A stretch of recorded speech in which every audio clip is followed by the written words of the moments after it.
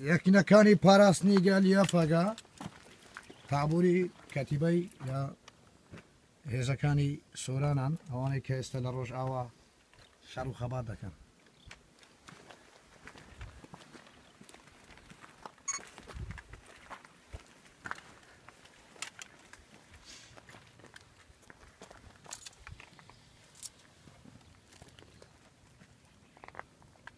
ئێمە وەکو ئەڤەڵانی سۆران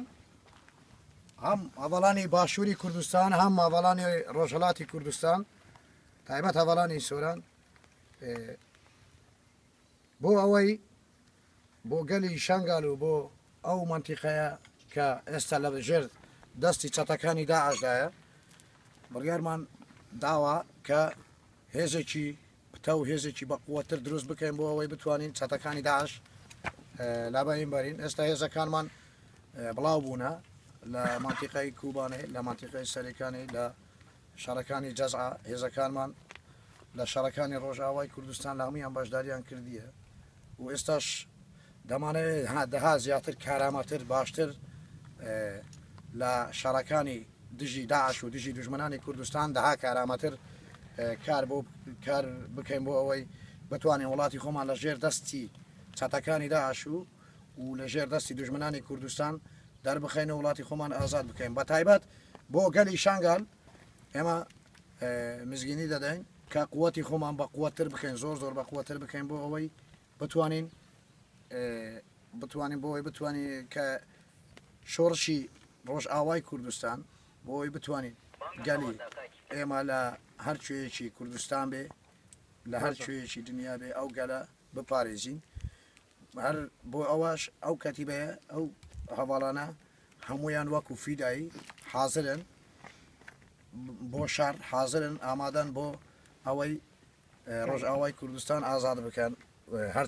چار پارچەی کوردستانیش ئازاد بکەن. هەر بۆیە ئێمە با دوژمنانی کوردستان بە تایبەت چەتەکانی داعش دەڵێن با خۆیان بگرن. ئێمە حازرین لە ماوەیەکی کووردا ئیشاڵڵا هەم شانگالیش هەم کوبانێش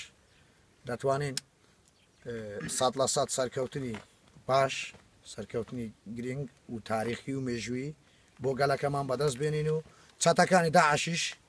یەک لە لەبەین بەرین و لە ناویان ببین بۆ ئەوەی ئینسانی پیس لەسەر ئەو وڵاتەیە ئینسانی خراپ لەسەر کوردستانە ژیان نەکە. هەر بۆ ئەوەش من داوام لە گەنجانی باشوور داوام لە گەنجانی ڕۆژهەڵات هەیە کەوا بە زووترین کات بگەن بە ئێمە بۆ ئەوەی بتوانین پاراستنەکی پتەوتر و بەهێزتر لە ناو یەکینەکانمان دروست بکەین و بتوانین زۆر بە سەرکەوتووی تر کارەکانمان ئەنجام بدەین. داواکارین لە گەنجانی